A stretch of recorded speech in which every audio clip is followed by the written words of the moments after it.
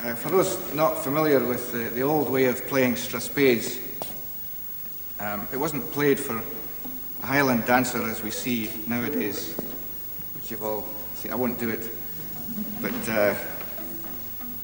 it was done in the kitchen, in the croft, and it was really a step dance. And what used to happen in the old days was the fiddler would start off with a slow strathspey, and then he'd speed up things a wee bit and get into a faster strathspey.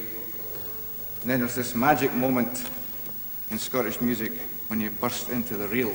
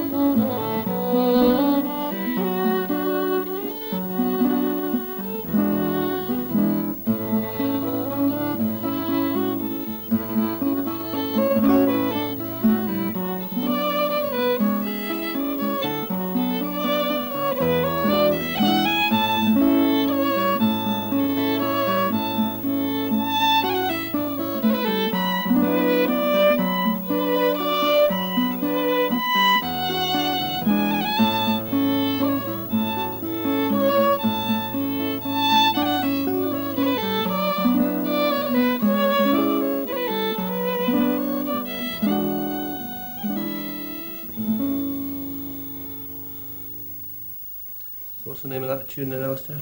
It's a nice tune. It's Sir John Fenwick. 18th century, do you think? I would say at least that old, yeah.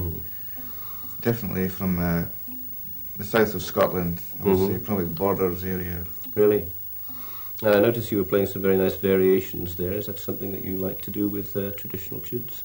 Yeah, I have a good time taking the basic melody and actually improvising away on it. I think that's definitely part of the tradition. It's very much an 18th century tradition to take a melody and then see how many interesting variations you can find. Well, that was really part of people's playing in those days. It wasn't just the writing of set variations then. They actually did improvise, you think? I mean, it was certainly part of classical music at the time. So I think so. In a way, if we think about it, it's one of the most obvious ways to enjoy playing a melody is to find out what makes it tick, to get inside that tune and explore it. And I think it probably used to be quite a measure of a musician to see if they could take a basic melody and make it last for 10 minutes and keep it interesting. Because I mean, in recent years, a lot of the emphasis in traditional music has been on playing the tune right, hasn't it? On being sort of correct in sort of all manners of style and embellishment and melody. Do you think that was wrong? I think the Scots themselves have got themselves into a little bit of a bind by paying too much attention to the written music. Scottish fiddle music is very fortunate, and it has this incredibly documented repertoire of material.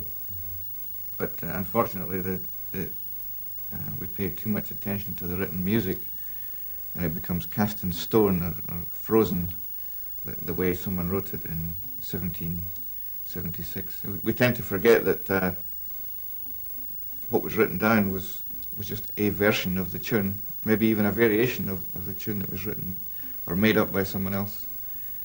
And but what would be nice is if we could now take these tunes out of the old collections again and breathe some life into them and set them on their journey again so they can continue to evolve.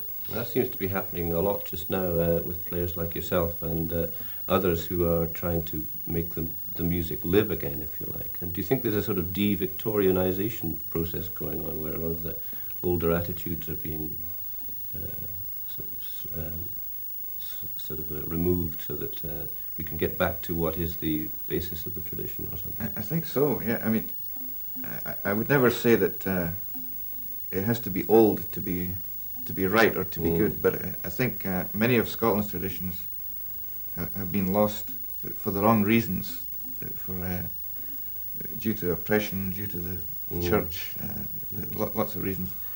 And so I think we should go back and look at the old ways of playing, old performance techniques, the use of old modes, scales,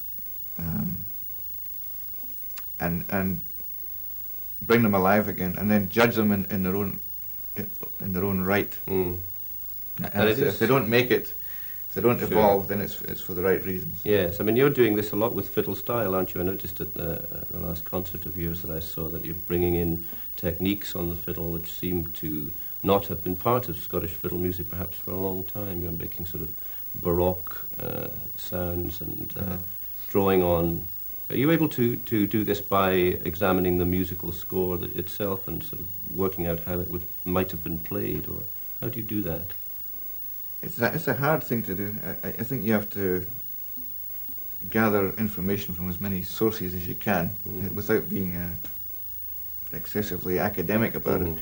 I think in the end it's your ear that's going to tell you if a tune sounds right.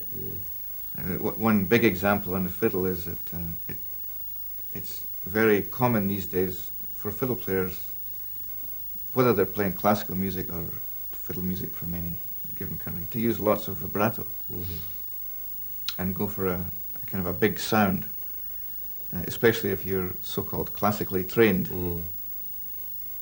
which is a term I have a problem with. And if you listen to some of these old modal tunes from the Highlands of Scotland, and using open strings and no vibrato at all, you find that they open up, they have suddenly the harmonics from the instrument begin to make themselves heard. And it's a whole different sonic space. And the tune makes more sense when you the tune makes more sense, and I think it creates a whole different atmosphere around it. A couple of really good illustrations of the early music influence in Scottish fiddle repertoire would be tunes like Prince Charlie's Last View of Scotland, and a fine old Scottish song tune called Johnnie Fa, which incidentally was arranged by Edinburgh composer Barsanti in the 18th century.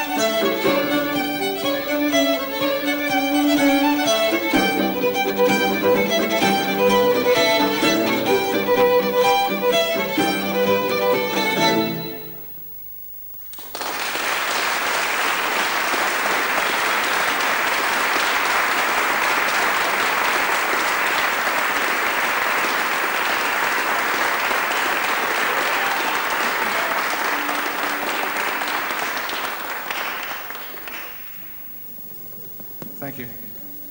As you can see, we have a great time playing these old tunes with the fiddle and cello. And for some reason, which hopefully you'll leave tonight wondering about, the cello has been sort of forgotten for a long time in Scottish dance music. Everyone except Ron, that is. And however, at this point, we'd like to ask Muriel Johnson to come and join us on the piano.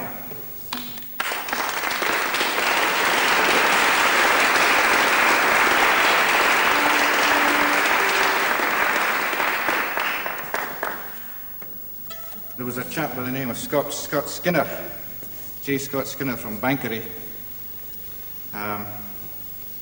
who used to parade around the world in his kilt.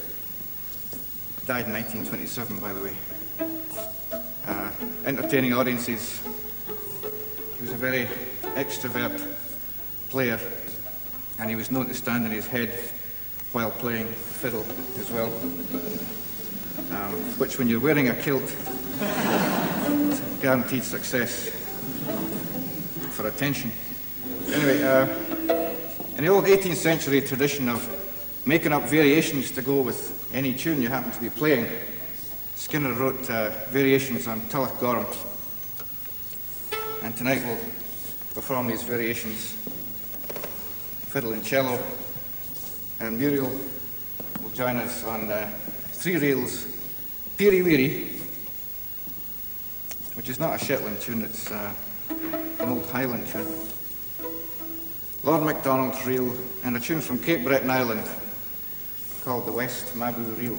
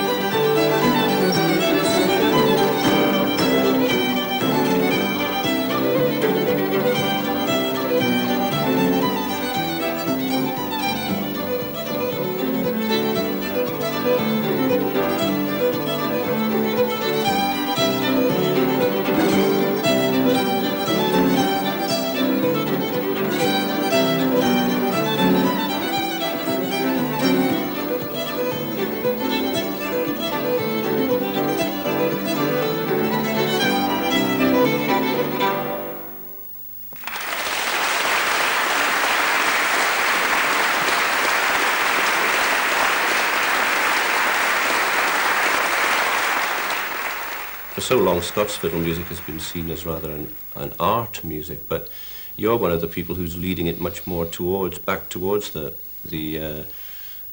purpose of playing for dancing, and that affects very much how you approach and play these tunes, does it not? That's right. That's the driving force in many ways. Mm-hmm.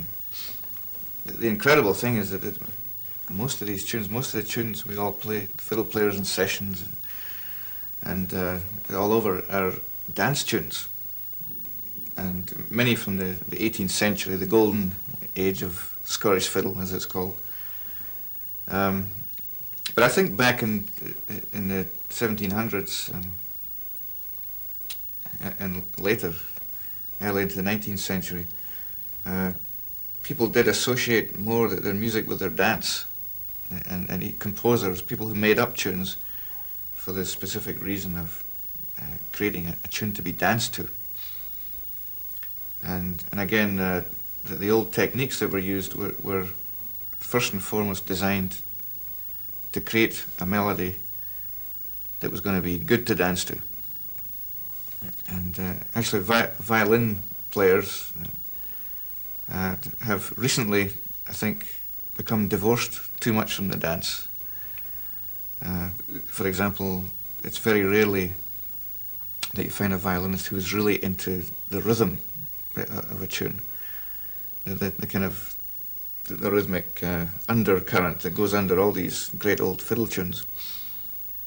And it's one of the things that I'm interested in doing is putting the rhythm back into the old tunes. Are you able to use Cape Breton playing as a source of ideas for attempting to reconstruct some of the older forms of playing in Scottish music? Is that what you're doing? Very, very much so. If I look at the old Gow collections, and I think about the dances that I've seen, and then I think about how the Cape Breton fiddlers play, I think if I put these three together, you can come up with a pretty solid picture of what bowing to use to achieve a certain result.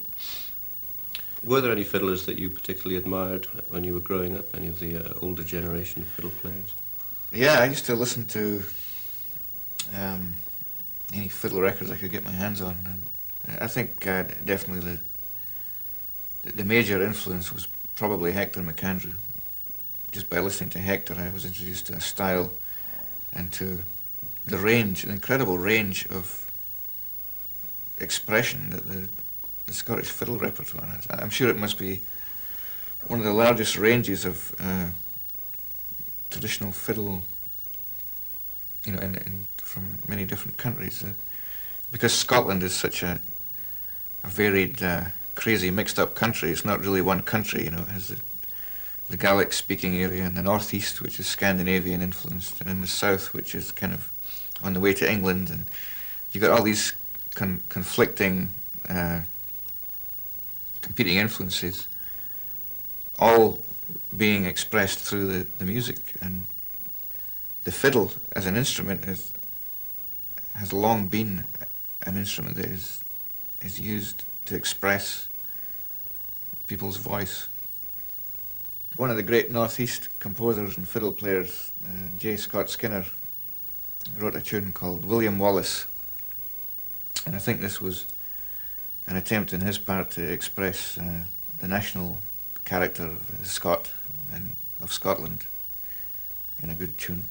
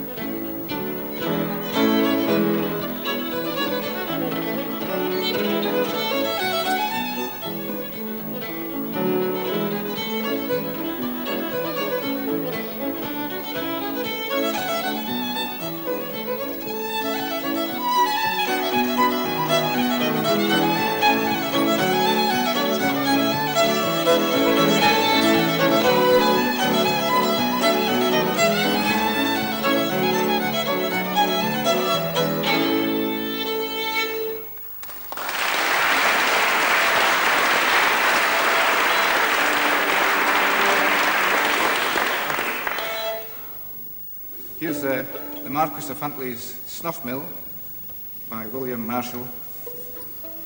There's so many great tunes that the biggest problem tonight was picking which tunes to do. After that, a Strathspeyan reel called, well, Strathspey's the expert dancer and the reel's the merrymaking. And this must have been some snuff mill.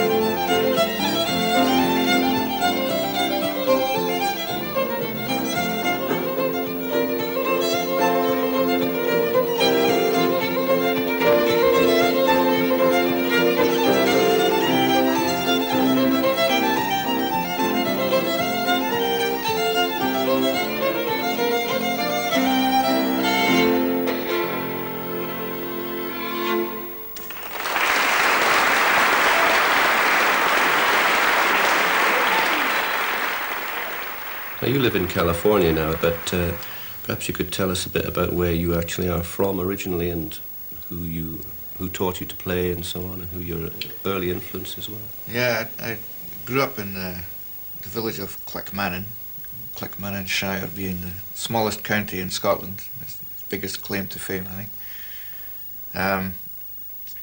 It's right in the middle of Scotland, which in a way is a good vantage point.